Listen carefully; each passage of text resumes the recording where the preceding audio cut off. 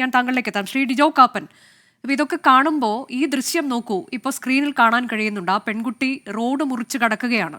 Zebra ലൈനിലുള്ള വളരെ കൃത്യമായി രണ്ട് വശത്തേക്കും നോക്കി റോഡ് മുറിച്ച് കടക്കുമ്പോൾ ആ കുട്ടിക്കുണ്ടാകുന്നത് എന്തോ ഭാഗ്യത്തിന് അതിൻ്റെ ജീവൻ നഷ്ടപ്പെടാതെ നമുക്ക് തിരിച്ചു കിട്ടി ആ കുഞ്ഞിനെ.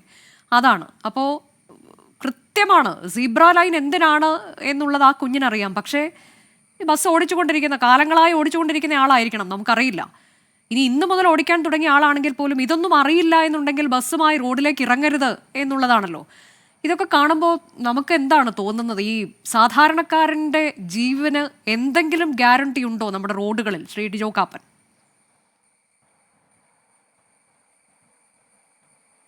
ഞാൻ ബഹുമാനപ്പെട്ട ഉപേന്ദ്രനാരായണൻ പറഞ്ഞതുകൊണ്ട് ബസ് ഡ്രൈവറുടെ പേരിൽ അദ്ദേഹം എടുത്തിരിക്കുന്ന വികാരപരമായ ഒരു സമീപനത്തോട് ഞാൻ യോജിക്കുന്നു. പക്ഷേ അതോടൊപ്പം തന്നെ എന്നെപ്പോലെയുള്ള കാൽനട യാത്രക്കാർക്കൊരു തെറ്റായ ധാരണയുണ്ട്. അതായത് ഈ സീബ്ര ലൈൻ എന്ന് പറയുന്നത് ഏത് സമയത്തും ഓപ്പൺ ആണെന്ന്. സീബ്ര ലൈൻ ഏത് സമയത്തും ഓപ്പൺ അല്ല. മാത്രവുമല്ല, പലപ്പോഴും ഞാൻ കണ്ടിട്ടുണ്ട് ഈ സീബ്ര ലൈനിൽ കൂടി വളരെ ലാഘവത്തോടെ എന്നെ കേൾക്കുന്ന കാൽനട യാത്രക്കാർ ചിലപ്പോൾ എന്നെ കുറ്റപ്പെടുത്തുമായിരിക്കും. എങ്കിൽ പോലും മൊബൈൽ ഫോണും ഒക്കെ പിടിച്ചുകൊണ്ട് ചിരിച്ച് ആടി പോകുന്നു. അപ്പോൾ ആ വഴിയെ എത്രമാത്രം വാഹനങ്ങൾ ഓടിച്ചു വരുന്നു. ചിലപ്പോൾ അത് 400 കിലോമീറ്റർ ഓടിച്ചു വരുന്ന ഒരു ഡ്രൈവറായിരിക്കും. അപ്പോൾ അവൻ്റെ ഒരു അസ്വസ്ഥത. അപ്പോൾ അതുകൊണ്ട് എനിക്ക് തോന്നുന്നത് നമ്മുടെ പരിമിതികളെക്കുറിച്ച് നമ്മൾ ആദ്യമേ ചിന്തിക്കണം. അതായത് നമുക്ക് കേരളത്തിൽ 1,75,000 റോഡുകൾ ഉണ്ടായിരുന്ന 1,19,000 റോഡുകൾ ഉണ്ടായിരുന്ന 1975 നിന്ന് ഇന്ന് അത് 1,60,00,000 മുകളിലോട്ട് എത്തി. അപ്പോൾ റോഡിൻ്റെ വർധനവിൻ്റെ എത്രയോ ഇരട്ടിയാണ് വാഹന വർധനവ്. അപ്പോൾ അതുകൊണ്ട് അതിൻ്റെ അർത്ഥം എന്ന് പറയുന്നത് വാഹനങ്ങൾ റോഡിൽ അതുപോലെ പോകുന്നു.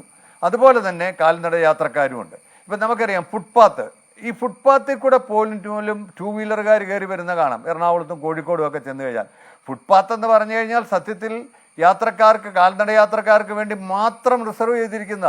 പക്ഷേ വൈകുന്നേരങ്ങളായ ഒരു 4-4:30 മണി ആകുമ്പോഴാണ് ഇത് കൂടുതലും കാണുന്നത്. അപ്പം ഞാൻ പലപ്പോഴും അങ്ങനെയുള്ള 1-2 ഈ ബൈക്കുകാരെ തടഞ്ഞു നിർത്തി ചോദിച്ചിട്ടുണ്ട്. അപ്പോൾ അവൻ്റെ ടാർഗറ്റ് എത്താൻ, അല്ലെങ്കിൽ അവൻ്റെ ബോസ് വിളിച്ച് കളക്ഷൻ എടുക്കാത്തതിനെ ചീത്ത പറയുമ്പം അവൻ പിന്നെ കിട്ടുന്നിടത്തൂടെയൊക്കെ പോവുക. അപ്പം അവരുടെ മറുപടി എന്ന് പറഞ്ഞാൽ റോഡ് വേണ്ടേ, റോഡില്ലാത്തതാണോ കുഴപ്പം, നിങ്ങളൊക്കെ അതിനു വേണ്ടിയല്ലേ നിൽക്കേണ്ടത് എന്ന് പറയുന്നു. അപ്പം അങ്ങനത്തെ ഒരു കൊച്ചു കേരളത്തിൽ നമ്മുടെ സിസ്റ്റത്തിന് തന്നെ ഒത്തിരി കുഴപ്പങ്ങളുണ്ട്. അപ്പോൾ ഉദാഹരണത്തിന് ഞാൻ കോട്ടയത്ത് നിന്ന് ഏറ്റുമാനൂർക്ക് വരുന്ന അടുത്ത് അവിടെ ഒരു സ്കൂളുണ്ട്. ആ സ്കൂളിൻ്റെ ഒരു വളവിനാണ് 50 മീറ്ററിന് മുൻപിലായിട്ടാണ് ഒരു ബോർഡ് വെച്ചിരിക്കുന്നത്. അപ്പം അവിടെ സ്ഥിരമായി മുമ്പേ പറഞ്ഞതുപോലെ വാഹനം ഓടിക്കുന്ന ഡ്രൈവർമാർക്കറിയാം തൊട്ടപ്പുറേ സ്കൂളുണ്ടെന്നും ആ സ്കൂളിൽ നിന്ന് പിള്ളേരെപ്പം വേണേലും വിലങ്ങൻ ചാടാന്ന്. ഇതറിയത്തില്ലാത്ത തിരുവനന്തപുരത്തുനിന്നോ അല്ലെങ്കിൽ കൊല്ലത്തുനിന്നോ അല്ലെങ്കിൽ തിരുവല്ലായിൽ നിന്നോ വരുന്ന ഡ്രൈവർക്ക് അറിയാൻ പറ്റില്ലല്ലോ. അപ്പം നമ്മുടെ ആ ബോർഡൊക്കെ വെക്കുന്നത് PWD മോട്ടോർ ഡിപ്പാർട്ട്മെൻറ്റും കൂടി ആലോചിച്ചാൽ, അല്ലെങ്കിൽ പോലീസും കൂടി ആലോചിച്ചാൽ.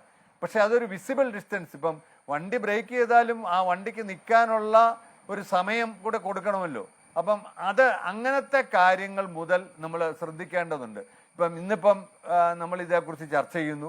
ഒരുപക്ഷെ നാളെയൊക്കെ ചിലപ്പം കുറേ മോട്ടോർ ഉദ്യോഗസ്ഥന്മാരും പോലീസും ചിലപ്പം റോഡിലിറങ്ങി എന്ന് വരാം. പക്ഷേ അത് കഴിയുമ്പോൾ പിന്നെ നമ്മളിത് മറന്നുപോകും. അടുത്ത ഒരു അപകടം ഉണ്ടാകുമ്പോൾ, ഇനി അഥവാ ആണെങ്കിൽ തന്നെ പിന്നെ എന്താ വരുന്നത്? ഇപ്പം കോതമംഗലത്തെ ഒരു ടിപ്പർ ഇടിച്ച് ഒരാൾ മരിച്ചു കഴിഞ്ഞപ്പോഴത്തേനും കർശന നടപടികളായിട്ട് ഇറങ്ങി. അതോടൊപ്പം എറണാകുളം കളക്ടർ യോഗം വിളിച്ചു കൂട്ടിയപ്പോൾ പറഞ്ഞു വല്ലാർപാടം കണ്ടെയ്നർ പണിയുന്ന കാലഘട്ടമാണ്. അപ്പോൾ ഈ ടിപ്പറുകളെല്ലാം പണി മുടക്കിയാൽ നമ്മുടെ കേരളത്തിൻ്റെ വികസനം അപ്പടിയാ നിന്നു പോകും. അതുകൊണ്ട് ടിപ്പർ പരിശോധിക്കേണ്ടെന്നാണ് ഉത്തരവ്. സർക്കാർ നിർദ്ദേശിച്ചനുസരിച്ച് എറണാകുളം കളക്ടറേറ്റ് ഓർഡറാണ്. അപ്പം മനുഷ്യജീവനേക്കാൾ വലുതല്ല നമ്മുടെ വികസനങ്ങൾ. അപ്പം ഇതൊക്കെ ദുരുപയോഗം ചെയ്തിട്ടാണ് റോഡുകളിൽ കൂടി യാത്രക്കാരും വാഹനം ഓടിക്കുന്നവരും പോകുന്നത്. അപ്പം എനിക്ക് തോന്നുന്നത് ഇപ്പം നമ്മുടെ വിദേശ രാജ്യങ്ങളിലൊക്കെ ഇതേക്കുറിച്ച് പറയുന്നത്, അവിടെയൊക്കെ ഇത് സ്കൂളിൽ തന്നെ ഇതൊരു പാഠ്യപദ്ധതിയുടെ ഭാഗമാണ്. എപ്പോഴാണ് അവിടെയൊക്കെ സിഗ്നൽ സമയത്ത് പെഡസ്ട്രിയന് കടന്നു പോകുന്ന ഒരു സമയം അനുവദിച്ചിട്ടുണ്ട്. ആ സമയത്ത് മാത്രമേ ആളുകൾ ഈ പെഡസ്ട്രിയൻ ക്രോസ് നടത്താറുള്ളൂ. നമ്മുടെ ഇവിടെ അങ്ങനെയല്ല. നമ്മുടെ ഇവിടെ ഇടത്തോട്ടും വലത്തോട്ടും ഒന്ന് നോക്കും. പക്ഷേ അതിലും വിവരം കെട്ട നിലയിൽ ബസ് ഡ്രൈവർ വണ്ടി അല്ലെങ്കിൽ 2 വീലറുകാരൻ ഓടിച്ചു പോകും. ഒരു 3 കൊല്ലം മുമ്പാന്ന് എനിക്ക് തോന്നുന്നു എറണാകുളം വൈറ്റിലയിൽ 7 മാസം ഗർഭിണിയായ ഒരു സ്ത്രീയാണ് പെഡസ്ട്രിയൻ ലൈനിൽ കൂടെ ഒരു ബൈക്ക് ഇടിച്ചിട്ടിട്ട് പോയത്. 2 ജീവനാണ് നമുക്ക് നഷ്ടപ്പെട്ടത്.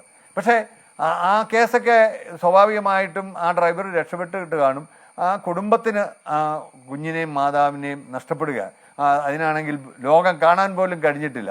അപ്പം അങ്ങനത്തെ നമ്മുടെ നാട്ടിലെ നിയമങ്ങൾ കർശനമല്ല എന്നുള്ളതാണ്. ഇവിടെ എന്തിനും ഒരു 500 രൂപ കോമ്പൗണ്ട് ചെയ്ത് കഴിഞ്ഞാൽ നമുക്ക് ഏത് ശിക്ഷയിൽ നിന്നും രക്ഷപ്പെടാവുന്ന ഒരു തോന്നൽ ഇവിടെയുണ്ട്. അതേസമയം അത് 1 ദിവസമോ 2 ദിവസമോ ജയിലിൽ കിടക്കേണ്ടി വരും എന്ന് കണ്ടു കഴിഞ്ഞാൽ വളരെ മര്യാദയ്ക്ക് വാഹനം ഓടിക്കും. പ്രത്യേകിച്ച് ഈ സിഗ്നലുകളിൽ നഷ്ടപ്പെട്ട സമയം തിരിച്ചു പിടിക്കാൻ വേണ്ടിയിട്ടാണ് പല വാഹനങ്ങളും പിന്നീട് അമിത വേഗം എടുക്കുന്നത്. ഇപ്പോൾ ഉദാഹരണത്തിന് എറണാകുളത്ത് നിന്ന് കോട്ടയത്തേക്കുള്ള പ്രൈവറ്റ് ബസ്സിൽ കയറിയാൽ വൈറ്റില മുതൽ തൃപ്പൂണിത്തറ വരെ ഒച്ചഴിയുന്ന പോലെ ഈ വാഹനങ്ങൾ പോകുന്നത്. അത് കഴിഞ്ഞു കഴിഞ്ഞാൽ പിന്നെ ഈ വാഹനങ്ങളങ്ങ് കുതിച്ചു പായുക. അവരുടെ നമ്മുടെ ഗ്രാമീണ ഭാഷയെ പറഞ്ഞാൽ അവരുടെ ചന്തിയിൽ ഉറുമ്പ് കടിച്ച പോലെ നമുക്ക് തോന്നിപ്പോയി ഡ്രൈവർമാരുടെ. എന്താണെന്ന് വെച്ച് കഴിഞ്ഞാൽ പിന്നെ അവൻ വഴിയിലുള്ള കളക്ഷൻ മുന്നേ പോകുന്ന വണ്ടിയെ ഓവർടേക്ക് ചെയ്ത് അതും കൂടെ പിടിക്കാനായിട്ടുള്ള ഒരു തത്രപ്പാടാണ്. പിന്നെ ഈ ഡ്രൈവർമാർ പലപ്പോഴും ഈ ഓവർ സ്പീഡ് എടുക്കുന്നതിൻ്റെ ഒരു കാരണം ഞാൻ മുമ്പേ സൂചിപ്പിച്ച പോലെ മിന്നൽ പോകുന്ന വാഹനത്തിൻ്റെ കളക്ഷൻ കൂടി എടുക്കണം. എന്താണെന്ന് വെച്ച് കഴിഞ്ഞാൽ അവർക്കൊക്കെ പലർക്കും ശമ്പളം കുറവും കളക്ഷൻ ബാറ്റ കൂടുതലുമാണ്. അപ്പോൾ ഈ കളക്ഷൻ ബാറ്റ കൂടുതൽ എടുക്കാൻ വേണ്ടിയിട്ട് ആണ് നമ്മുടെ ഈ റോഡ് കാൽനടയായിട്ട് പോകുന്ന ആളുകളുടെയൊക്കെ ജീവൻ അപകടത്തിലാണ്. ഇപ്പോൾ കേരളത്തിൽ ഒരു വർഷം 4000-ഓളം ആളുകൾ മരണപ്പെടുന്നുണ്ടെങ്കിൽ അതിൽ പകുതി പേരും, അതായത് ഏതാണ്ട് 2000 പേരും വഴിയാത്രക്കാരാണ്, കാൽനട യാത്രക്കാരാണ്. അപ്പോൾ എത്രമാത്രം ഗുരുതരമാണ്, എത്രമാത്രം അപകടകരമാണ് കേരളത്തിലെ വഴിയാത്രക്കാരുടെ സ്ഥിതി എന്ന് ആലോചിച്ച് നോക്കിക്കേ. അത് മിക്കവാറും മോർണിംഗ് വാക്കിന് പോകുന്നവരും ഒക്കെയാണ് അപകടത്തിൽപ്പെടുന്നത്. ചോദിക്കുമ്പം രാത്രി മുഴുവൻ ഓടിച്ചു വരുന്ന ഡ്രൈവർ ഉറങ്ങിപ്പോയി. അപ്പം അതിനൊക്കെയുള്ള ഒരു നിയമം ഇവിടെ ഇല്ല എന്നുള്ളത് തന്നെയാണ്. ഞാൻ മുമ്പേ സൂചിപ്പിച്ചതുപോലെ ഈ പെഡസ്ട്രിയൻ യാത്രക്കാർക്ക് ഉള്ള പ്രിവിലേജിനേക്കാൾ കൂടുതലാണ് ഫുട്പാത്തിൽ കൂടെയുള്ള അതിലേക്ക് പോകുന്ന ആ ഡ്രൈവർ, അതിലെ കയറി പോകുന്ന ഡ്രൈവറുടെ വണ്ടി സീസ് ചെയ്ത് ആ വണ്ടി അവൻ ഓടിക്കാൻ കൊടുക്കരുത്. എൻ്റെ ലൈസൻസ് സസ്പെൻഡ് ചെയ്താൽ മാത്രം പോരാ എന്ന അഭിപ്രായം. അതോടൊപ്പം തന്നെ ക്യൂ സിസ്റ്റം. ഇപ്പോൾ പെരുമ്പാവൂർ കാലടി, നമ്മൾ എയർപോർട്ടിൽ പോകുന്ന ഞങ്ങളുടെയൊക്കെ ഈ നാട്ടിൽ നിന്ന് എയർപോർട്ടിൽ പോകുന്നവരൊക്കെ 1.5-2 മണിക്കൂർ നേരത്തെ പോവുക. ചോദിക്കുമ്പോൾ പറയും കാലടിയിലെ പാലത്തിലെ ഒരു പാലത്തിലെ ട്രാഫിക് ബ്ലോക്കാണ് 1.5 മണിക്കൂർ. അവിടെയൊക്കെ ഉണ്ടാകുന്ന അങ്ങനത്തെ ബ്ലോക്കുകളിൽ ഞാൻ കണ്ടിട്ടുള്ള ഒരു കാര്യം, അവിടെ ഒരു ബ്ലോക്ക് വന്നു കഴിഞ്ഞാൽ എൻ്റെ മിന്നൽ ഒരു വണ്ടി ഒരു പ്രതിബദ്ധമായി കിടക്കുന്നു, ഞാൻ അതിൻ്റെ പുറകിൽ പിടിക്കാനുള്ള ഒരു സന്മനസ് നോക്കില്ല, ഞാൻ കുത്തിക്കയറ്റിക്കൊണ്ട് പോവുക. അപ്പോൾ എതിരെ അതുപോലെ മറ്റൊരു വാഹനം ഇങ്ങോട്ട് വരുന്നു. അപ്പോൾ അങ്ങനെ പോകുന്ന ഡ്രൈവർമാരുടെ പേരിൽ ഇവിടെ ശിക്ഷയേ ഇല്ല എന്നുള്ളത് തന്നെയാണ്. പോലീസ് സത്യത്തിൽ അതൊക്കെയാണ് ക്യാമറ വെച്ച് പിടിക്കേണ്ടത്. അല്ലാതെ ഒരു ഹെൽമെറ്റ് ഇല്ലാതെ യാത്ര ചെയ്യുന്നതിനെ ഞാൻ അംഗീകരിക്കല്ല. അതിനൊക്കെ പിടിച്ച് ശിക്ഷിക്കുന്നതിന് പകരം അതുപോലെ തന്നെ ലെഫ്റ്റ് ഫ്രീക്കകത്തോട്ട് കയറി സ്ട്രെയിറ്റ് ആയിട്ട് നേരെ പോകാനുള്ള റോഡിലോട്ട് പോകാനുള്ള ഡ്രൈവറും ആ വണ്ടിയും കൂടെ ലെഫ്റ്റ് ഫ്രീ കിടക്കുക. അപ്പോൾ എന്താ, ആ ലെഫ്റ്റ് ഫ്രീ കൂടെ പോകേണ്ട വളരെയേറെ വാഹനങ്ങൾ പുറകെ ക്യൂയിൽ കിടക്കുക. അപ്പം ഇവൻ നേരെ മുന്നോട്ടാണ് പോകേണ്ടത്. പക്ഷേ അങ്ങനത്തെ കാര്യങ്ങളിൽ നമ്മുടെ ഉദ്യോഗസ്ഥന്മാർ കൃത്യമായി നടപടിയെടുക്കുന്നില്ല. ചോദിക്കുമ്പോൾ അവർ പറയും ഞങ്ങളെ പേടിപ്പിക്കുക. ഇപ്പം പാലക്കാട് RTO ആയിരുന്നയാൾ, അദ്ദേഹം റിട്ടയർ ചെയ്തിട്ട് 8-10 കൊല്ലമായി. അപ്പോൾ അദ്ദേഹം പണ്ട് ഈ വണ്ടിയുടെ ബസ്സിൻ്റെ ഡോറ് കമ്പൽസറി ആക്കിയപ്പോൾ എന്താ, അദ്ദേഹത്തിൻ്റെ പേരിൽ എല്ലാ വിജിലൻസ് ഓഫീസിലോട്ടും പരാതി, എല്ലാ പോലീസ് ഉദ്യോഗസ്ഥന്മാർക്കും പരാതി. അവസാനം ആ കളക്ടർ വളരെ സ്ട്രോങ് ആയിട്ടൊരു നിലപാടെടുത്തു. ആ കാലഘട്ടത്തിൽ കഷ്ടകാലത്തിന് ഒരു യാത്രക്കാരൻ ഡോറിന് തുറന്ന് ഡോറില്ലായിരുന്നത് കൊണ്ട് ബസ്സിൻ്റെ ചവിട്ടുപടിയിൽ നിന്ന് താഴോട്ട് പോയി മരണപ്പെട്ടു പോയി.